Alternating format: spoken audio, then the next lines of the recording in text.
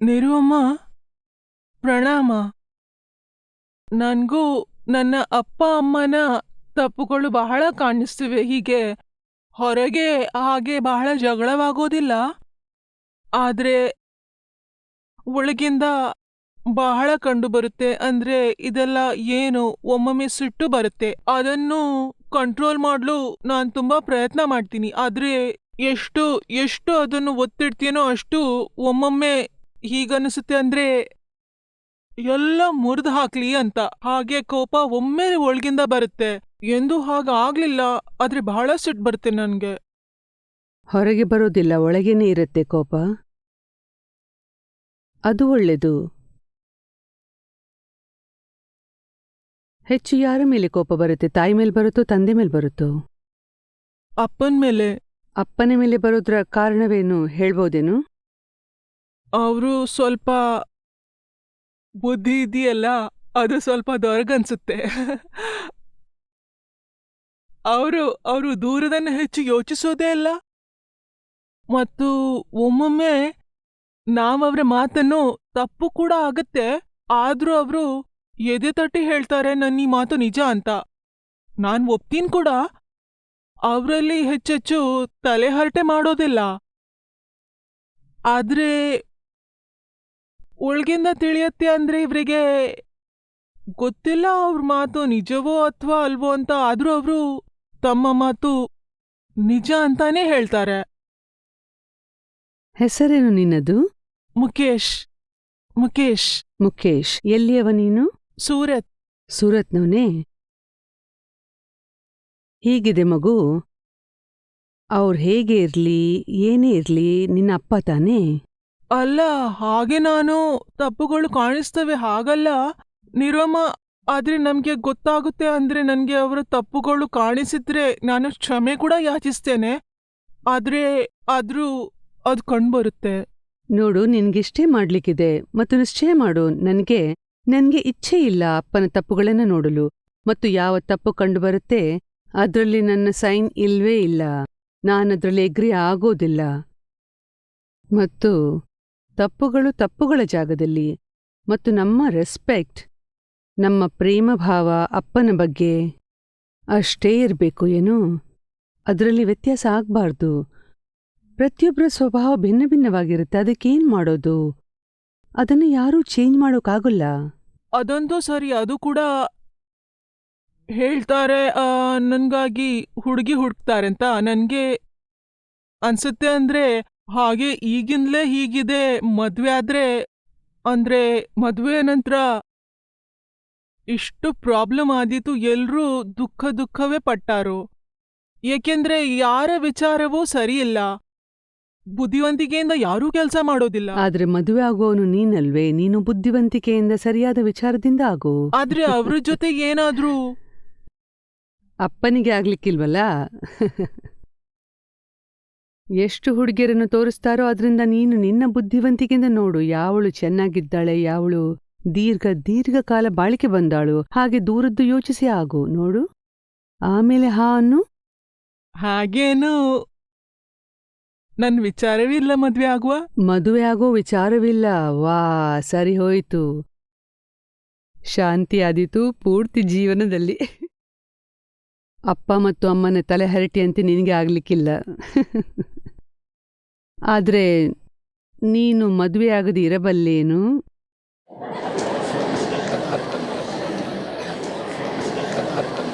ಅದೇ ಶಕ್ತಿ ಕೇಳ್ತಾ ಇದ್ದೀನಿ ದಾದರ ಬಳಿ. ಹಾ, ಭಗವಂತನಲ್ಲಿ ಶಕ್ತಿ ಕೇಳು. ಮತ್ತು ಒಂದ್ವೇಳೆ ಆ ಶಕ್ತಿಯು ಬಂದ್ರೆ ಆಗ ನೀನು ಪಾರಾಗ್ತೀಯ. ಇಲ್ಲದಿದ್ರೆ ಮದುವೆಯಾಗು ನೀನು. ಈಗ ನಿನ್ನ ವಯಸ್ಸೇನು? 23. 23 ವಯಸ್ಸೇ? ಈಗ ಅಷ್ಟೇನು ದೊಡ್ಡ ವಯಸ್ಸಾಗ್ಲಿಲ್ಲ ನಿನ್ಗೆ. ಇನ್ನೂ ಸ್ವಲ್ಪ ಸಮಯ ಕಳಿ, ಟೈಮ್ ಪಾಸ್ ಮಾಡು. ನೋಡು ಯಾವ ಶಕ್ತಿ ಹೆಚ್ಚತ್ತೆ. ಇದೇನಿಷ್ಟೇ ಆಗ್ತಾ ಇಲ್ಲ ಅಂದ್ರೆ ಯಾವ ಕಡೆ ಹೋಗ್ಲಿ? ಇವೆಲ್ಲ ಗೋಧಿ, ಅಕ್ಕಿ, ಜವಾರಿ. ಹೀಗಲ್ವಲ್ಲ ನೀನು ಅಪ್ಪ ಅಮ್ಮನ ಇವರಿಬ್ರ ತಲೆಹರಟೆ ನೋಡಿ ಹೀಗಾಗತ್ತೆ, ನನ್ನ ಪರಿಸ್ಥಿತಿಯೂ ಹೀಗಾದೀತು ಅಂತ.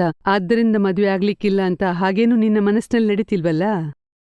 ಹಾಗಲ್ಲ, ಆದ್ರೆ ಹೀಗನ್ಸುತ್ತೆ, ಮದ್ವೆ ಆಗ್ಬಹುದು. ಆಗ ಎಲ್ರೂ ಅತ್ತೆ ಸೊಸೆಯ ಜಗಳವಾದೀತು. ಮತ್ತು ಪತಿ ಪತ್ನಿಯ ನಡುವೆ ನನ್ನ ಅಮ್ಮನ ಸ್ವಭಾವ ನನಗೆ ಸ್ವಲ್ಪ ಜಿಗುಟು, ಲೋಭದ ಇಚ್ಛೆ ಬಹಳ ಇದೆ ಇಲ್ಲಿ, ಹಾಗನ್ಸುತ್ತೆ. ಹಾಗಿದ್ರೆ ಮತ್ತೇನ್ ಮಾಡ್ತೀಯ? ಹೀಗೆ ಮಾಡು, ಮೊದಲು ಬೇರೆ ಮನೆ ಮಾಡು, ಆಮೇಲೆ ಮದ್ವೆ ಆಗು. ಆಮೇಲೆ ತೊಂದ್ರೆ ಏನು? ಮನೆ ಮಾಡಿ ಆಮೇಲೆ ಮದ್ವೆ? ಹೊಸ ಮನೆ, ಒಳ್ಳೆಯ ಸಂಪಾದನೆ ಮಾಡು, ದುಡ್ಡು ಸಂಗ್ರಹ ಮಾಡು, ಒಂದು ಹೊಸ ಮನೆ ತಗೋ, ಆಮೇಲೆ ಮದ್ವೆಯಾಗಿ ಪತ್ನಿಯನ್ನ ತಾ. ಆಮೇಲೆ ಅಪ್ಪ ಅಮ್ಮನಿಂದ ಬೇರೆಯಾಗಿ ನೀನು ಶಾಂತಿಯಿಂದ ಜೀವಿಸಬಲ್ಲಿ, ಅವ್ರು ಕೂಡ ಶಾಂತಿಯಿಂದ ಜೀವಿಸ್ತಾರೆ. ಹೀಗ್ ಮಾಡ್ಬಹುದೇ? ಹೀಗಂತೂ ಆಗ್ಬಹುದು. ಅಥವಾ ಇದು ಕೂಡ ತಲೆಹರಟೆ ಅನ್ನಿಸ್ತೀಯೇ? ತಲೆ ಹರಟೆ ಅಂತೂ ಅನ್ಸೋದಿಲ್ಲ. ಹೀಗಾಗ್ಬಹುದು.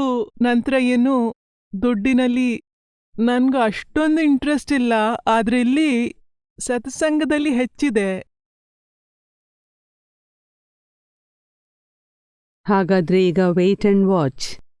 ಸಮಯ ಕಳೀಲಿ, ಏನಾಗುತ್ತೆ ನೋಡು. ಎರಡೂ ಕಡೆಗಳಲ್ಲಿ ಯಾವ ಕಡೆ ನಿಂದು ಇದನ್ನೇ ನಿಶ್ಚಯಿಸೋಕ್ಕಾಗಲ್ಲ, ಯಾವ ಕಡೆ ಹೋಗ್ಲಿ. ಎಲ್ಲಿವರೆಗೆ ನಿಶ್ಚಯ ಆಗೋದಿಲ್ವೋ ಅಲ್ಲಿವರೆಗೆ ಏನಾದ್ರೂ ಯಾವುದೇ ವಸ್ತುವಿನ ಭರವಸೆ ಇಲ್ಲ. ಒಳ್ಳೆದು, ಬೆಟರ್, ಮದುವೆಯಾಗೋ. ಏಕೆಂದ್ರೆ ಎರಡೂ ಕಡೆ ಇರೋದ್ರಿಂದ ಒಂದ್ ಕಡೆ ಇರೋದು ಉತ್ತಮ.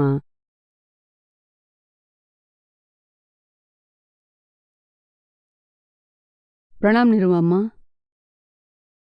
ನಾನು TY BCom ಮುಗಿಸಿದ್ದೇನೆ ಈ ವರ್ಷ, ಮತ್ತು FY SY TYಯಲ್ಲಿ ನಾವು 4 ಆತ್ಮೀಯ ಮಿತ್ರರಿದ್ದೆವು. ಆತ್ಮೀಯ ಮಿತ್ರರಂದ್ರೆ ಒಬ್ರು ಇನ್ನೊಬ್ರನ್ನ ಬಿಟ್ಟು ಇರ್ಲಿಕ್ಕಾಗ್ತಿರ್ಲಿಲ್ಲ. ಹಾಗಾಗಿ ಅದರಲ್ಲಿ 2 ಗೆಳೆಯರು ಹೀಗಿದ್ರು ಅಂದ್ರೆ ಅವರಿಗೆ ಲವ್ ಆಯಿತು. ಅದು ಹೀಗಾಯ್ತು ಅಂದ್ರೆ ಲವ್ ತುಂಬ ಹೆಚ್ಚಾಗಿತ್ತು. ಮತ್ತು ಆಮೇಲೆ ಅವರಿಬ್ಬರ ಮನೆಯವರು ಒಪ್ತಿರ್ಲಿಲ್ಲ, ಅಪ್ಪ ಅಮ್ಮ. ಆಗ ನಾವು ಅವರನ್ನ ಓಡಿಸಿದೆವು. ಮತ್ತು ಓಡಿಸೋದ್ರಲ್ಲಿ ಏನಾಯ್ತು ಅಂದ್ರೆ, ನಾವು 4 ಮಿತ್ರರಲ್ಲಿ ಒಬ್ಬ ಮಿತ್ರ ಓಡಿ ಹೋದ, ಮತ್ತು ಇನ್ನೊಬ್ಬ ಮಿತ್ರ ಅವನಿಗೆ ಸಹಾಯ ಮಾಡಿದ, ಮತ್ತು ನಾನು ಅವನಿಗೆ ಸಹಾಯ ಮಾಡಲಿಲ್ಲ. Because of some problem. ನನ್ನದೇನೋ ಸಮಸ್ಯೆ ಇತ್ತು, ಆದ್ದರಿಂದ ನಾನು ಅವನಿಗೆ ಸಹಾಯ ಮಾಡಲಿಲ್ಲ. ಈಗ ಇದು ಒಳ್ಳೆ ಮತ್ತೆ. ನಿನ್ನ ಫ್ರೆಂಡ್ಗೆ ಕೆಟ್ಟದೆನಿಸ್ತೆ? ಕೆಟ್ಟದೇನೂ ಎನಿಸ್ಲಿಲ್ಲ. ಕೆಟ್ಟದೆನಿಸ್ಲಿಲ್ಲ? ಹುಡುಗನ ಅಪ್ಪ ಅಮ್ಮನ ಒಪ್ಪಿಗೆ ಇತ್ತು ಓಡಿಸೋದ್ರಲ್ಲಿ. ಅವರು ಹೇಳಿದ್ರು ಇವನನ್ನು ಓಡಿಸು ಅಂತ. ಹುಡುಗನ ಅಪ್ಪ ಅಮ್ಮ ಅಂದಿದ್ರೆ ಇಲ್ಲ, ಆದ್ರೆ ನೀನು ಸಹಾಯ ಮಾಡ್ಲಿಲ್ಲ, ಅದಕ್ಕೆ ನಿನ್ನ ಫ್ರೆಂಡ್ಗೆ ಕೆಟ್ಟದೆನಿಸೆ. ಮಿತ್ರನಿಗೆ ಹಾಗೆ ಕೆಟ್ಟದೆನಿಸಿತ್ತು ಸ್ವಲ್ಪ ಸ್ವಲ್ಪ, ಆದ್ರೆ ಅವನೇನು ಹೇಳ್ತಾ ಇಲ್ಲ. ಆತ ನನಗೆ ಮಾತನಾಡ್ತಾನೆ, ಈ ರೀತಿಯಿಂದ ಗೊತ್ತಾಗುತ್ತೆ ಅವನಿಗೆ ಕೆಟ್ಟದೆನಿಸಿದೆ ಅಂತ. ಆದ್ರೆ ಬೇರೆ ಮಿತ್ರರಿದ್ದಾರಲ್ಲ, ಅವ್ರು ಕೂಡ ಹೇಳ್ತಾರೆ ನನಗೆ. ಅವನ ಫೋನ್ ಬರುತ್ತಲ್ಲ, ಆಗ ಅವನು ಹೀಗೆ ಹೇಳ್ತಾನೆ, ಹಾಗೆ ಹೇಳ್ತಾನೆ ನಿನ್ ಬಗ್ಗೆ ಅಂತ. ನಾನು ಹಾಗೆ ಮಾಡಿದೆ, ಹೀಗೆ ಮಾಡಿದೆ ಅಂತ. ಹಾಗಾದ್ರೆ ಅದು ಅವನಿಗೆ ಕೆಟ್ಟದೆನಿಸಿದೆ ಅಂದ್ರೆ ತಪ್ಪಂತೂ ಆಗಿದೆ. ನೀನನ್ನು ತುಂಬಾ ಆತ್ಮೀಯ ಮಿತ್ರ ಅಂತ, ಮತ್ತು ಅವನಿಗೆ ನಿನ್ನ ಅವಶ್ಯಕತೆ ಇತ್ತು, ಆಗ ನೀನು ಅವನಿಗೆ ಸಹಾಯ ಮಾಡಲಿಲ್ಲ. ಹಾಗಾದ್ರೆ ಆತ್ಮೀಯ ಮಿತ್ರನಲ್ಲ ನೀನು. ನೀನು ಹೆದರಿದ್ದೆ ಒಂದ್ ವೇಳೆ ಪೊಲೀಸ್ ಬಂದ್ರೆ ಅಂತ. ಇಲ್ಲ, ಹೆದರುವಂತ ಮಾತೇನೂ ಇರ್ಲಿಲ್ಲ. ಏನೇನೋ ಸಮಸ್ಯೆ ಇತ್ತು. ಏನು, ನಿನ್ಗೆ ಮದುವೆಗೆ ಹುಡುಗಿ ಸಿಗ್ಲಿಕ್ಕಿಲ್ಲ ಅಂತ ಭಯವಿತ್ತೆ? ಹಾಗಾದ್ರೆ ಮತ್ಯಾವ ಭಯವಿತ್ತು? ಯಾವ ಸಮಸ್ಯೆ ಇತ್ತು? ಭಯವೇನೂ ಇರಲಿಲ್ಲ, ಅದು ಹೀಗೇನೆ. ಹಾಗಾದ್ರೆ ಅವನಿಗೆ ಖಂಡಿತ ಕೆಟ್ಟದೆನಿಸಿತು. ಹಾಗೇನು ನಿನ್ನಲ್ಲಿ ಮುಖ್ಯ ಕಾರಣ ಇರಲಿಲ್ಲ, ಮತ್ತು ನೀನು ಅವನಿಗೆ ಸಹಾಯ ಮಾಡಲಿಲ್ಲ. ಅದ್ ನಿನ್ನ ತಪ್ಪು. ಒಂದ್ ವೇಳೆ ನಿನ್ಗೆ ಅನಿಸ್ತಿದ್ರೆ ಇದು ತಪ್ಪು ಕೆಲಸ ಅಂತ, ಹಾಗಂತ ನೀನು ಸಹಾಯ ಮಾಡದಿದ್ರೆ ಬೇರೆ ಮಾತು. ಅಲ್ಲಿಂದಲೇ ನಿಮ್ಮ ಫ್ರೆಂಡ್ಶಿಪ್ನಲ್ಲಿ ಸ್ವಲ್ಪ ಬಿರುಕು ತಲೆದೂರುತ್ತೆ. ಆದ್ರೆ ನೀನು ಹೇಳ್ತಿ ನೀನು ನಿಜವಾಗಿಯೂ ಒಪ್ಪಿಕೊಂಡಿದ್ದೆ. ಜೈ ಸಚ್ಚಿದಾನಂದ. ನೀರು ಅಮ್ಮ, ನಾನೊಬ್ಬ ಬೆಸ್ಟ್ ಫ್ರೆಂಡ್ ಇದ್ದಾನೆ. ಅವ ಫ್ರೆಂಡ್ ಅಂದರೆ ನಾನು ಅವನನ್ನು ತುಂಬ ಲವ್ ಮಾಡ್ತೇನೆ. ನನಗೆ ಏನು ಅನಿಸುತ್ತೆ ಅಂದರೆ, ಅವನಲ್ಲಿ ಒಂದು ಕೆಟ್ಟತನ ಏನಿದೆ ಅಂದರೆ, ಅವನು ತುಂಬ ಕೋಪ ಮಾಡ್ತಾನೆ, ಮತ್ತು ಮಾತಿಗೆ ಚಿಕ್ಕ ಚಿಕ್ಕ ವಿಷಯದಲ್ಲಿ ಕೋಪ ಮಾಡ್ಕೋತಾನೆ. ಅವನು ವಿಷಯ ತಿಳಿಯೋ ಪ್ರಯತ್ನ ಮಾಡೋದಿಲ್ಲ. ಅಂದರೆ ಆ ಪ್ರಾಬ್ಲಮ್ ಏನು ಅಂತ ಅದನ್ನು ತಿಳಿಯೋ, ಅದರ ಪರಿಹಾರ, ಅದಕ್ಕೆ ಸೊಲ್ಯೂಷನ್ ಏನು ಅಂತ ಆದ್ರಿಂದ ಅದಕ್ಕಾಗಿ ಏನ್ ಮಾಡ್ಬೇಕು? ಶಾರ್ಟ್ ಟೆಂಪರ್ಡ್ ಆಗಿದ್ದಾನೆ ಅಂತ ಕಾಣುತ್ತೆ. ಯಾರು ಶಾರ್ಟ್ ಟೆಂಪರ್ಡ್ ಇರ್ತಾರಲ್ಲ ಅವರು ಶಾರ್ಟ್ ಟೆಂಪರ್ಡ್ ಆಗಿರೋ ಕಾರಣವೇ ಅವನ ದೃಷ್ಟಿ ಶಾರ್ಟ್ ಆಗಿದೆ ಅಂತ ಅರ್ಥ. ಮುಂದಿನದವನೇ ಕಾಣಿಸೋದಿಲ್ಲ. ಆದ್ದರಿಂದಲೇ ಅವ ಕ್ರೋಧಿತನಾಗ್ತಾನೆ. ಅವನ ವಿಷನ್ ಬ್ಲಾಕ್ ಆಗುತ್ತೆ. ಹೌದು, ಅವನ ಸಿಟ್ಟಿನಿಂದಾಗಿ ಅವನ ಮನೆಯಲ್ಲಿ ಇಷ್ಟು ಜಗಳ ಆಗುತ್ತೆ ಅಂದ್ರೆ ಅವನ ತಾಯಿ ತಂದೆ ಎಲ್ಲರಲ್ಲಿ ನಾನು ಹೇಳುದು ಏನಂದ್ರೆ ಅದರ ಕಾರಣದಿಂದ ಬಹುಶಃ ಅವನ ಜೀವನ ಲೈಫ್ ವ್ಯರ್ಥವಾಗಿಬಿಡ್ಬೋದು. ಹಾ, ಮದುವೆ ನಂತರನೂ ಅವನು ಪತ್ನಿಯೊಂದಿಗೆ ಹೀಗೆ ಮಾಡಿದರೆ ಏನಾದಿತ್ತು? ಓಡಿ ಹೋದಾಳು ಮರುದಿನನೇ. ನಾನು ಅದನ್ನು ಯೋಚಿಸೋದಿಲ್ಲ. ನಾನು ನನ್ನ ಫ್ರೆಂಡ್ನ ಬಗ್ಗೆ ಯೋಚಿಸ್ತೇನೆ. ಮದುವೆ ನಂತರ ಬೇಕಾದಾಗಿ ಮಾಡ್ಲಿ, ಆದ್ರೆ ಮೊದಲಿಂದಲೇ ಅವನಲ್ಲಿ ಸುಧಾರಣೆ ಆದ್ರೆ ಅವನ ಲೈಫಲ್ಲಿ ಮುಂದೆ ಅವನ ಸೇಫ್ಟಿ ಆಗುತ್ತೆ. ಒಂದು ರೀತಿಯಿಂದ ನಾನ್ ಬಯಸುವುದೇನೆಂದ್ರೆ ಅವನ ಸಿಟ್ಟೇನಿದೆ ಅದು ಕಂಟ್ರೋಲ್ ಆದ್ರೆ ಸಾಕು. ಹಾಗಾಗಿ ಅವನಿಗೆ ಬೇರೇನೂ ಅಲ್ಲ. ಆದರೆ ಒಂದ್ವೇಳೆ ಅವನು ನಿಮ್ಮ ಮಾತು ಕೇಳೋದಾದ್ರೆ ನೀವು ಅವನಿಗೆ ಪ್ರತಿ ಸಮಯ ತಿಳಿಸಿ ಹೇಳ್ಬೇಕು, ನೋಡಪ್ಪ ನೀನು ಇಷ್ಟು ಚಿಕ್ಕ ವಿಷಯಕ್ಕೆ ಕ್ರೋಧಿತನಾಗ್ತಿದ್ದೀಯಾ, ಸರಿಯಲ್ಲ. ಆದ್ರೆ ಸಾಮಾನ್ಯವಾಗಿ ಇದು ಹೀಗೆ ಇರ್ಲಿಲ್ಲ, ಆದ್ರೆ ಹೀಗೆ ಇತ್ತು. ಮತ್ತು ಈ ದೃಷ್ಟಿಯಿಂದ ನೀನು ಯೋಚಿಸ್ತಿದ್ರೆ ನಿನ್ಗೆ ಕೋಪ ಬರೋ ಯಾವ ಕಾರಣವೂ ಇರ್ತಿರ್ಲಿಲ್ಲ. ಪ್ರತಿ ಸಲ ಅವನ ಮಾತಿಗೆ ನಾನೇ ಬಗ್ಬೇಕಾಗುತ್ತೆ. ಇಷ್ಟು ತಿಳಿಸಿ ಹೇಳಿದ್ರು ನನ್ಗೇ ಬಗ್ಬೇಕಾಗುತ್ತೆ ಪ್ರತಿಯೊಂದು ಮಾತಿಗೂ. ನಿನ್ನ ಯಾವ ಮಾತನ್ನು ಕೇಳುದಿಲ್ವೇ? ಕೇಳ್ತಾನೆ ಹಾಗೆ, ಆದ್ರೆ 100% ನಲ್ಲಿ 25% ಮಾತು ಕೇಳ್ತಾನೆ ಅಷ್ಟೇ.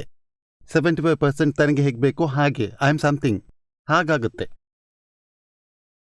ಹಾಗಾದ್ರೆ ಆಮೇಲೆ ಯಾವುದೇ ಪ್ರಕೃತಿಯ ದೊಡ್ಡ ದೊಡ್ಡ ಪೆಟ್ಟು ಬಿದ್ರೇನೆ ಆಗ ಅವನು ನೇರವಾದನು, ಇಲ್ದಿದ್ರೆ ಆಗ್ಲಿಕ್ಕಿಲ್ಲ. ಇಷ್ಟು ಅಹಂಕಾರದಿಂದ ಯಾರು ನಡೀತಾರೋ ಅಷ್ಟೇ ಅಹಂಕಾರದ ಒಬ್ಳು ಪತ್ನಿ ಸಿಕ್ಕಿದ್ರೆ ಆಗ ಅವಳು ನೇರ ಮಾಡಿಯಾಳು. ಅವಂದು ಅಂದ್ರೆ ಅವನ ಎಂಗೇಜ್ಮೆಂಟ್ ಅಂತೂ ಆಗಿದೆ ಈಗ. ಆಗಿದೆಯೇ? ಹಾ. ಮತ್ತೀಗ ಎಂಗೇಜ್ಮೆಂಟ್ನ ನಂತರವೂ ಇಬ್ರ ನಡುವೆ ಗಲಾಟೆ ಆಗ್ತಿದೆಯೋ ಇಲ್ವೋ? ಈಗ ನಾನು ಅವನ ಲೈಫ್ನಿಂದ ಅದರರ್ಥ ಎಂಗೇಜ್ಮೆಂಟ್ ಇತ್ತಲ್ಲ 2-3 ಸಲ ನಾನು ಅವನೊಂದಿಗೆ ಮಾತಾಡಿದೆ. ಆದ್ರೆ ಈಗ ಅವನು ಬಹಳ ಜಿದ್ದಿನ ಸ್ವಭಾವದವ. ಮದುವೆಗೆ ಮೊದಲೇ ಇಷ್ಟು ಹಾರಾಡ್ತಾನೆ. ಇಲ್ಲ ನನಗೆ ಮಾತನಾಡ್ಲಿಕ್ಕಿಲ್ಲ ಅವನ ಜೊತೆ. ಆದ್ರೆ ಒಂದ್ಸಲನೂ ಮಾತಾಡಿದ್ರೆ ಅವನ ಕಡೆಯಿಂದ ಅವನು ಹೇಳ್ತಾನೆ ನನಗೆ ಮಾತನಾಡ್ಲಿಕ್ಕಿಲ್ಲ ಅಂತ. ಹೀಗೆಲ್ಲ ಮಾತಾಡ್ತಾನೆ. ಹೇಳಿದ್ನಲ್ಲ, ಈಗ್ಲೂ ಬೇಕಿದ್ರೆ ಪ್ರೇಮದಿಂದ ಮಾತಾಡ್ಲಿ, ಶಾಂತಿಯಿಂದ ವಿಚಾರ ಮಾಡಿ ಮಾತಾಡ್ಬೇಕು. ಆದ್ರೆ ಅರ್ಥವೇ ಆಗಲ್ಲ ಅವನಿಗೆ. ಆ ಹುಡುಗಿಯ ಪಾಪ ಜೀವನ ನರಕವಾದಿತ್ತು. ಆಕೆ ಮೊದ್ಲಿಂದಲೇ ತಿಳ್ಕೊಂಡು ಬ್ರೇಕ್ ಮಾಡಿದ್ರೆ ಸರಿ, ಇಲ್ದಿದ್ರೆ ಪೂರ್ತಿ ಜೀವನ ಆರಂಭದಿಂದಲೇ ಒಂದು ವೇಳೆ ವಕ್ರ ಮಾತಾಡಿದ್ರೆ ಅಲ್ಲ ಮದ್ವೆ ಇನ್ನೂ ಆಗ್ಲಿಲ್ಲ. ಅದೇ ಅಲ್ಲ, ಆಗ ಮದ್ವೆ ನಂತರ ಏನ್ ಮಾಡಿಯಾನು? ನಾನು 2 ಸಲ ಪ್ರಯತ್ನ ಪಟ್ಟೆ ಅವನನ್ನು ಇಲ್ಲಿಗೆ ಕರೆತರ್ಲಿಕ್ಕೆ. ಒಂದ್ಸಲ ಸೂರತ್ನಲ್ಲಿ ದೀಪಕ್ ಭಾಯಿಯ ಪ್ರವಚನ ಇತ್ತು, ಆಗ ನಾನು ಬಂದಿದ್ದೆ. ಫಸ್ಟ್ ಟೈಮ್ ಬಂದಿದ್ದೆ. ಈಗ ಸೆಕೆಂಡ್ ಟೈಮ್ ಬಂದದ್ದು. ಫಸ್ಟ್ ಟೈಮ್ ಆಗ ಬಂದಾಗ ನನಗೆ ಇಷ್ಟು ತಿಳುವಳಿಕೆ ಬಂದಿತ್ತು. ನನ್ನ ಅಪ್ಪ ಅಮ್ಮ ಎಲ್ಲರ ಮಧ್ಯೆ ನನಗೆ ತುಂಬಾ ಪ್ರಾಬ್ಲಮ್ ಆಗಿತ್ತು. ಈಗ ಆ ತಿಳುವಳಿಕೆ ನಂತರ ನನ್ನ ಅಪ್ಪ ಅಮ್ಮನ ನಡುವೆ ಇದ್ದ ಪ್ರಾಬ್ಲಮ್ ಈಗ 1% ಕೂಡ ಇಲ್ಲ. ನೋಡಿ, ನನ್ನ ಫ್ಯಾಮಿಲಿಯಲ್ಲಿ ಇದರಿಂದ ಇಷ್ಟು ಒಳ್ಳೇದಾಯ್ತು ಅಂದ್ರೆ ಅದಕ್ಕೆ ಯಾವುದೇ ಸೀಮೆ ಇಲ್ಲ. ಅಂದ್ರೆ ನನ್ನ ತಮ್ಮನ ಜೊತೆ ಕೂಡ, ತಮ್ಮನೂ ನನ್ನ ಮಾತು ಕೇಳ್ತಾನೆ, ನಾನು ನನ್ನ ಚಿಕ್ಕ ತಮ್ಮನ ಎಲ್ಲ ಮಾತು ಕೇಳ್ತೀನಿ. ಅಂದ್ರೆ ಇಷ್ಟು ಕ್ಲೋಸ್ ಆಗಿದ್ದೇವೆ ನಾವಿಬ್ರು. ಒಬ್ರನ್ನ ಬಿಟ್ಟು ಇನ್ನೊಬ್ರಿಗೆ ಇರ್ಲಿಕ್ಕಾಗಲ್ಲ. ಬರೇ 1 ತಿಂಗಳಾಯ್ತು, 1-2 ತಿಂಗಳಾಯ್ತು ಅಷ್ಟೇ. 2 ತಿಂಗಳಿಂದ ನಿನ್ಲಿಗೆ ಬರ್ತಾ ಇದ್ದೀಯಾ? ಇಲ್ಲ, ಅಂದ್ರೆ ಸೂರತ್ನಲ್ಲೂ ಆಗಿತ್ತಲ್ಲ, ನಾನು ಸೂರತ್ನಲ್ಲಿರುವವ. ಓ, ಸೂರತ್ನಿಂದ ಸ್ಟಾರ್ಟ್ ಮಾಡಿದ್ಯಾ? ಹಾ, ಸೂರತ್ನಿಂದ ಸ್ಟಾರ್ಟ್ ಮಾಡಿದೆ. ಫಸ್ಟ್ ಟೈಮ್ ಮೊದಲ ಬಾರಿ. 2ನೇ ಸಲ ನಾನು ಇಲ್ಲಿಗೆ ಬಂದೆ. ಬಹಳ ಒಳ್ಳೇದು, ಬಹಳ ಒಳ್ಳೇದು. ಇಷ್ಟರಲ್ಲೇ ನಿನ್ನಲ್ಲಿ ಇಷ್ಟು ಪರಿವರ್ತನೆ ಆದ್ರೆ ಹೆಚ್ಚು ಮಾಡಿದ್ರೆ ಏನಾಗ್ಲಿಕ್ಕಿಲ್ಲ. ಹಾಗಾದ್ರೆ ಇದೇ ಈಗ ಈ ದಾರಿ, ಈಗ ತಿಳಿಸಿ ಹೇಳು.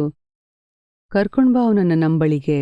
ನಾನು ಇನ್ನೊಮ್ಮೆ ಪ್ರಯತ್ನ ಮಾಡ್ತೇನೆ. ಈ ಸಲ ಅವನಿಗೆ ಬರ್ಲಿಕ್ಕಾದ್ರೆ, ಅವನ ಬರ್ತ್ಡೇ 16ನೇ ತಾರೀಕಿಗೆ ಇತ್ತು. ಅತಿಥಿಗಳು ಬರೋರಿದ್ರು, ಆದ್ರಿಂದ ಅವನಿಗೆ ಬರೋಕ್ಕಾಗ್ಲಿಲ್ಲ. ಇಲ್ದಿದ್ರೆ ಅವನನ್ನು ನಾನು ಈ ಸಲ ಕರ್ಕೊಂಡೇ ಇಲ್ಲಿಗೆ ಬರೋನಿದ್ದೆ. ನಮಸ್ಕಾರ ನೀರುಅಮ್ಮ.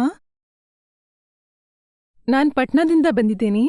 ನನ್ ಮನೇಲಿ 6 ತಿಂಗಳಿಗೆ ಮೊದಲು ಯಾವ ಸಮಸ್ಯೆಯೂ ಇರಲಿಲ್ಲ. ಆದ್ರೆ 6 ತಿಂಗಳಲ್ಲಿ, ಈ ಲಾಸ್ಟ್ 6 ತಿಂಗಳಿದೆಯಲ್ಲ, ಅದ್ರಲ್ಲಿ ನನ್ನ ಅಜ್ಜ ಇದ್ದಾರಲ್ಲ, ಅವರೊಂದಿಗೆ ನನ್ನ ಅಪ್ಪನ ಬಹಳ ದೊಡ್ಡ ಜಗಳವಾಯ್ತು. ಮತ್ತು ಅಪ್ಪಮ್ಮನ ನಡುವೆಯೂ ಬಹಳ ದೊಡ್ಡ ಜಗಳವಾಯ್ತು. ಮೊದಲು ನನ್ಗೆ ಚಿಕ್ಕ ತಮ್ಮನಿದ್ದಾನೆ. ನಾನು ಮತ್ ನನ್ ಪೇರೆಂಟ್ಸ್ ಬಹಳ ಒಳ್ಳೆ ರೀತಿಯಿಂದ ಮೊದ್ಲಿರ್ತಿದ್ದೀವು. ಯಾವ ಪ್ರಾಬ್ಲಮ್ಸೂ ಇರ್ಲಿಲ್ಲ ನಮ್ ನಡುವೆ 24 ವರ್ಷಗಳಿಂದ. ಆದ್ರೆ ಈಗ ಇದು ಆಯ್ತಲ್ಲ 6 ತಿಂಗಳಿಂದ, ಅಲ್ಲಿಂದ ಇಷ್ಟು ಪ್ರಾಬ್ಲಮ್ ಇದೆ. ಮನೇಲಿ ಯಾರೂ ಒಬ್ಬರು ಇನ್ನೊಬ್ರು ಜೊತೆ ಮಾತಾಡೋದಿಲ್ಲ. ನನ್ ತಮ್ಮನೂ ನನ್ ಜೊತೆ ಮಾತಾಡೋದಿಲ್ಲ, ನನ್ ತಮ್ಮನೂ ನನ್ ಜೊತೆ ಮಾತಾಡೋದಿಲ್ಲ. ಅಪ್ಪ ಅಮ್ಮ ಕೂಡ ಒಬ್ಬರು ಇನ್ನೊಬ್ರು ಜೊತೆ ಮಾತಾಡೋದಿಲ್ಲ. ಯಾರ ಮಾತನ್ನೂ ಕೇಳುದಿಲ್ಲ, ನಮ್ಮಾತೂ ಕೇಳುದಿಲ್ಲ, ಯಾರದ್ದೂ ಕೇಳುದಿಲ್ಲ. ಹಾಗಾದ್ರೆ ಈ ಸಿಚುವೇಶನ್ನಲ್ಲಿ ನನ್ಗೆ ಕೂಡ ಮನೇಲಿ ನಾನ್ ಜಾಬಿಗೆ ಹೋಗ್ತೀನಿ, ಮುಂಜಾನೆ ಮನೆಗ್ ಬರಲು ಇಚ್ಛೆ ಆಗೋದಿಲ್ಲ. ಹಾಗಾಗಿದ್ರಲ್ಲಿ ಏನಾದ್ರೂ ಸುಧಾರಣೆ ಆಗ್ಬೋದೇ? ಈಗ ಅಜ್ಜ ನಿಮ್ಮೊಂದಿಗಿರ್ತಾರಾ ಬೇರೆ ಇರ್ತಾರಾ? ಬೇರೆ ಇರ್ತಾರೆ. ಮೊದ್ಲಿಂದಲೂ ಬೇರೆ ಇರ್ತಿದ್ರಾ 6 ತಿಂಗಳಿಂದ? ಹಾ, 8 ಇಯರ್ಸ್ ಇಂದ ಬೇರೆ ಇರ್ತಾರೆ.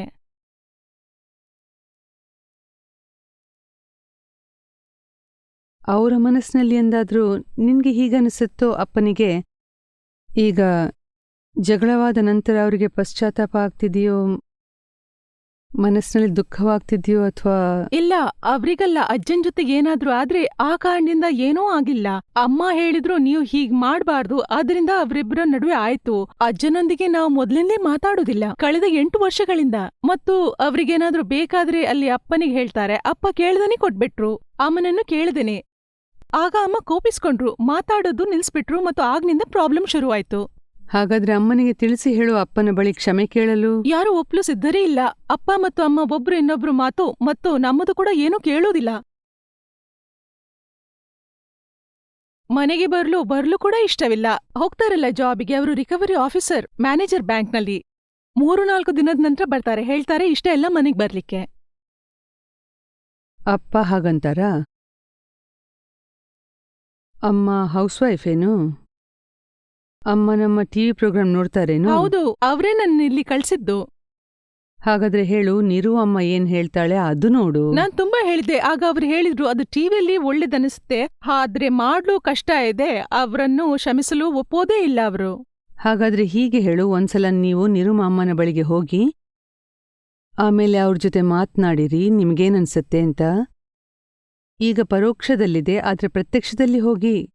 ನೀವು ನನ್ನನ್ನು ಕಳಿಸಿದ್ದೀರಿ, ನನಗೆ ಯಾವ ಅನುಭವ ಆಗ್ತಿದೆಯೋ ಪರ್ಸನಲ್ ಭೇಟಿಯಾಗೋದ್ರಿಂದ ಹಾಗೆ ನೀವು ಕೂಡ ಅನುಭವ ಮಾಡ್ತೀರಾ. ಹೋಗಿ, ಒಮ್ಮೆಯಾದ್ರೂ ಹೋಗಿ. ಆಕೆ ಅವರು ಜ್ಞಾನ ಕೂಡ ತಗೊಂಡಿದ್ದಾರೆ ನಿಮ್ಮಿಂದ ಅಹಮದಾಬಾದಿನಲ್ಲಿ. ಆದ್ರೆ ಅದ್ರದ್ದೇನು ಉಪಯೋಗ ಆಗಿಲ್ಲ. ಯಾವ ಉಪಯೋಗವೂ ಆಗ್ಲಿಲ್ಲ. ಅಪ್ಪನನ್ನೇ ಕ್ಷಮಿಸೋದಿಲ್ಲ, ನಮ್ಮನ್ನೆಲ್ಲ ಕ್ಷಮಿಸ್ತಾರೆ ಅವರು. ಇಲ್ಲ, ಇದು ತಪ್ಪು. ಅಪ್ಪನಿಗೆ ಅಂಥ ದೊಡ್ಡ ಮಾತೇನೂ ಆಗ್ಲಿಲ್ವಲ್ಲ, ಚಿಕ್ಕ ಮಾತು. ನಾನು 25 ವರ್ಷದ ತನಕ ಅವ್ರ ಜೊತೆಗಿದ್ದೆ, ಮತ್ತವರು ನನ್ನ ನಿರ್ಣಯ ಕೇಳಲೇ ಇಲ್ಲ, ಯಾವುದೂ ಇಲ್ಲ. ಹಾಗೆ ಹೇಳ್ತಾರೆ. ಹೀಗೆ ಸ್ವಲ್ಪ ಎಷ್ಟೋ ಬಾರಿ ಹೀಗೆ ಆಗತ್ತೆ ಜೀವನದಲ್ಲಿ. ಪ್ರತಿ ವಿಷಯ ನಾವು ಕೇಳಿ ಮಾಡ್ಬೇಕು ಅಂತ ನಿಯಮವೇನೂ ಇಲ್ಲ. ಕೆಲವೊಮ್ಮೆ ತಪ್ಪತ್ತೆ, ಕೇಳ್ದೇನೆ. ಅದ್ರಲ್ಲೇನು ದೊಡ್ಡ ವಿಷಯ ಆಯ್ತೀಗ, ಕೇಳ್ದೇನೆ ಮಾಡ್ಬೋದಲ್ವ? ಇಬ್ರಿಗೂ ಹೀಗನ್ಸುತ್ತೆ ಅಂದ್ರೆ ಇಬ್ರೂ ಸರಿ ಅಂತ ಯಾರಿಗೂ ತಪ್ಪಂತ ಅನ್ಸೋದಿಲ್ಲ ಆ ವಿಷಯದಲ್ಲಿ. ಏನೇ ಇರ್ಲಿ, ಒಬ್ರಿಗೆ ಇನ್ನೊಬ್ರಿಂದ ದುಃಖವಾಯಿತು. ನಮ್ಮಿಂದ ಯಾರಿಗಾದ್ರೂ ದುಃಖವಾದ್ರೆ, ಮತ್ತು ನಮ್ದು ನಿಜವಿರ್ಲಿ ಸುಳ್ಳಿರ್ಲಿ, ಆದ್ರೆ ಯಾರಿಗೂ ದುಃಖವಾಯಿತು, ಅದೇ ಎಲ್ಲಕ್ಕಿಂತ ಅತಿದೊಡ್ಡ ತಪ್ಪು. ಮಿಕ್ಕ ಯಾವುದೇ ಹೊರಗಿನ ವಿಷಯಕ್ಕೆ ಬೆಲೆಯೇ ಇಲ್ಲ, ಆದ್ರೆ ಯಾರಿಗಾದ್ರೂ ದುಃಖವಾದ್ರೆ ಅದಕ್ಕೆ ತುಂಬಾ ಬೆಲೆ ಇದೆ. That's wrong. ಅದು ಆಗ್ಬಾರ್ದು. ಯಾರ್ದಾದ್ರೂ ಮನನೋಯಿಸ್ಲಿಕ್ಕೆ ನಾವು ಹುಟ್ಟಿಲ್ವಲ್ಲ. ಯಾರಿಗಾದ್ರೂ ಸುಖ ಕೊಡ್ಲಿಕ್ಕಾಗ್ದಿದ್ರೆ ಚಿಂತಿಲ್ಲ, ಆದ್ರೆ ದುಃಖ ಹೇಗೆ ಕೊಡೋದು? ಅನ್ಯರಿಗಾದ್ರೂ ಸರಿ, ಆದ್ರೆ ನಮ್ಮವರೊಂದಿಗೇನೆ ಪೂರ್ತಿ ಜೀವನ ಜೀವಿಸ್ಲಿಕ್ಕಿದೆ, ಪೂರ್ತಿ ಜೀವನ ಕಳಿಲಿಕ್ಕಿದೆ. ಒಬ್ರು ಇನ್ನೊಬ್ರೊಂದಿಗೆ ಸುಖದಿಂದ ಜೀವನ ನಡೆಸೋ ವಚನ ನೀಡ್ತೇವೆ, ಮತ್ತು ಅವರಿಗೆ ದುಃಖ ಕೊಡೋದು ಇದೆಲ್ಲಿಯೇ ನ್ಯಾಯ? ಹಾಗಾಗಿ ನೀನು ತಿಳಿಸಿ ಹೇಳು ಅಮ್ಮನಿಗೆ, ಮತ್ತು ಹೇಳು ನನ್ನ ಮಾತು ಕೇಳದಿದ್ರೆ ಚಿಂತಿಲ್ಲ, ಆದ್ರೆ ನೀರೂ ಅಮ್ಮನನ್ನು ಭೇಟಿಯಾಗಿರಿ. ಅವರೇನಂತಾರೋ ಅದನ್ನಾದ್ರೂ ಕೇಳಿ. ನೀವು ಮತ್ತು ಅಪ್ಪ ಇಬ್ರೂ ಹೋಗಿ. ನಿಮ್ಮೊಬ್ರನ್ನೇ ಹೋಗೂಂತ ನಾನು ಹೇಳ್ತಾ ಇಲ್ಲ, ಇಬ್ರೂ ಹೋಗಿ. ಮತ್ತು ನಿಮ್ಮ ಮನಸ್ಸಿನಲ್ಲಿ ಏನಿದೆಯೋ ಇಬ್ರೂ ಎದುರಿಗೇನೆ ಹೇಳಿ, ಮತ್ತೊಳ್ಳೆ ದಾರಿ ಪ್ರಾಪ್ತಿ ಮಾಡಿರಿ. ಮತ್ತು ನಿರು ಅಮ್ಮ, ಬಹಳ ದಿನಕ್ಕೆ ಮೊದಲು ನಾನು ನನ್ನ ಒಬ್ಳು ಗೆಳತಿಗೆ ತುಂಬಾ ಹರ್ಟ್ ಮಾಡಿದ್ದೆ, ಬಹಳ ಹರ್ಟ್ ಮಾಡಿದ್ದೆ. ಮತ್ತು ಈಗ ನಾನು ಅವಳ ಜೊತೆ ಮಾತಾಡೋದಿಲ್ಲ. ಈಗಂತೂ ಅವಳು ನನ್ನನ್ನು ಕ್ಷಮಿಸಿರ್ಬಹುದು, ಏಕೆಂದ್ರೆ ಅವಳು ಇಲ್ಲಿಗೆ ಬರ್ತಾಳೆ ಒಮ್ಮೊಮ್ಮೆ. ಆದ್ರೆ ನನ್ನಲ್ಲಿ ಅವಳು ಹಾಗೆ ತಪ್ಪು, ನಾನ್ ಬಹಳ ದೊಡ್ಡ ಪಾಪ ಮಾಡಿದೆ, ಅವಳನ್ನ ಹರ್ಟ್ ಮಾಡಿದೆ. ನನ್ನ ಅಪ್ಪ ಅಮ್ಮ ಹೇಳ್ತಾರೆ ಅವ್ರ ಜೊತೆ ಮಾತನಾಡ್ಬೇಡ ಅಂತ. ಅಲ್ಲ, ಮೊದ್ಲು ಹೋಗಿ ಅವಳಲ್ಲಿ ಕ್ಷಮೆಯಾಚಿಸು, ಕಾಲು ಹಿಡಿದು ಕ್ಷಮೆಯಾಚಿಸು. ನನ್ನ ಅಪ್ಪ ಅಮ್ಮ ಹೇಳ್ತಾರೆ ಅವಳೊಂದಿಗೆ ಫೋನ್ನಲ್ಲೂ ಮಾತಾಡ್ಬೇಡ ಅಂತ. ಅಪ್ಪ ಅಮ್ಮನಿಗೆ ಹೇಳೋ ಅವಶ್ಯಕತೆ ಇಲ್ಲ. ಪರ್ಸ್ನಲಿ ಹೋಗಿ, 1 to 1 ಹೋಗಿ ಕ್ಷಮೆಯಾಚಿಸು. ಏಕೆಂದ್ರೆ ನಮ್ಗೆ ಮುಕ್ತಿ ಬೇಕು, ಕೋಪದ್ವೇಷದಿಂದ ಮುಕ್ತಿ ಬೇಕು. ಇಂದು ಇವಳ ಜೊತೆ, ನಾಳೆ ಅವಳ ಜೊತೆ, ನಾಡಿದ್ದು ಇನ್ಯಾರ್ದೋ ಜೊತೆ. ನಾಳೆ ಹೋಗಿ ಅಪ್ಪ ಅಮ್ಮನಿಗೆ ಹೇಳು, ಅಪ್ಪ ಅಮ್ಮ ನೀವೀಗ ಏನ್ ಮಾಡ್ತಿದ್ದೀರಿ? ನಾಳೆ ನನ್ನ ಮದುವೆ ಆದ್ರೆ ಆಗ ನೀವು ನನ್ನ ಪತಿಯ ಜೊತೆಯೂ ಹೀಗೆ ಮಾತನಾಡಲು ಕಲಿಸ್ತೀರೇನು? ನನ್ನ ಜೀವನದಲ್ಲಿ ಕೂಡ ಇಂಥದ್ದೇ ವಿಷ ಬೆರೆಸಲು ಕಲಿಸ್ತೀರೇನು ನೀವು? ಇದೆಂಥ ತಿಳುವಳಿಕೆ ನಿಮ್ದು? ಕ್ಷಮೆ ಕೊಡೋದು ಮತ್ತು ಕ್ಷಮೆ ಯಾಚಿಸೋದು ಇದನ್ನು ಕಲಿಸ್ಬೇಕು. ನೀವು ಎಂಥ ಅಪ್ಪಮ್ಮ! ನೀವು ಇದನ್ನೇ ಮಾಡ್ಬೇಕು ಮತ್ತು ನಮಗೂ ಇದನ್ನೇ ಕಲಿಸಬೇಕು. ನಮ್ಗಂತೂ ಭಯವಾಗುತ್ತೆ. ಒಂದ್ವೇಳೆ ನಮ್ಮ ತಲೆಯಲ್ಲಿ ನಿಮ್ಮಂಥದ್ದೇನಾದ್ರೂ ಹೊಕ್ಕರೆ ಮದುವೆ ನಂತರ ನಮ್ಮ ಜೀವನ ಏನಾದೀತು? ಹೀಗೆ ನಾವು ನಮ್ಮ ಗಂಡನ ಮನೆಯಲ್ಲಿ ನಮ್ಮ ಅತ್ತೆ ಜೊತೆ, ಮಾವನ ಜೊತೆ, ಪತಿಯ ಜೊತೆ, ಎಲ್ರ ಜೊತೆ ಇದೇ ವರ್ತನೆ ಮಾಡಿದ್ರೆ ಆಗ ನಮ್ಮ ಜೀವನ ಹೇಗಿರಬಹುದು? ನಾವು ಹಾಗೆ ಮಾಡೋದು ನಿಮಗಿಷ್ಟವೇ? ಇದನ್ನೇ ಕಲಿಬೇಕೆ? ಹೇಳಿ ನೋಡು. ಅಕ್ಕ ತಮ್ಮ ಇಬ್ರು ಸೇರಿ ಹೇಳಿ. ಹೃದಯದಿಂದ, from the bottom of the heart ಹೇಳಿ. ಅವಶ್ಯವಾಗಿ ಅವರ ಹೃದಯಕ್ಕೆ ಟಚ್ ಆದೀತು. ಮತ್ತು ನೀವು ತಪ್ಪು ದಾರಿಯಲ್ಲೇ ನಡ್ಕೊಂಡು ಹೋಗೋದಾದ್ರೆ ಖಂಡಿತ ನಾವು ನಿಮ್ಮನ್ನು ತಡೆಯಲು ಬಯಸ್ತೇವೆ. ಆದ್ರೆ ನೀವು ನಿಲ್ಲದಿದ್ರೆ ನಮ್ಗೇನೂ ಮಾಡಕ್ಕಾಗಲ್ಲ. ಆದ್ರೆ ನಮ್ಮನ್ನು ತಡಿಬೇಡಿ. ನಾವು ಖಂಡಿತ ಹೋಗ್ತೇವೆ. ಕ್ಷಮೆ ಕೊಡೋದು ಮತ್ತು ಕ್ಷಮೆ ಯಾಚಿಸೋದು ಇದು ನಮ್ಮ ಮೊದಲ ಧರ್ಮವಾಗಿದೆ. ಒಂದ್ವೇಳೆ ತಪ್ಪಾದ್ರೆ ನಮ್ಮಂತರಂಗದ ಸ್ವರ ಕೇಳುತ್ತೆ, ನಾವು ತಪ್ಪು ಮಾಡಿದ್ದೇವೆ, ಪಾಪವಾಗಿದೆ. ಮತ್ಯಾಕೆ ಅದನ್ನು ಕ್ಷಮೆ ಯಾಚಿಸಿ ಶುದ್ಧ ಮಾಡಬಾರ್ದು?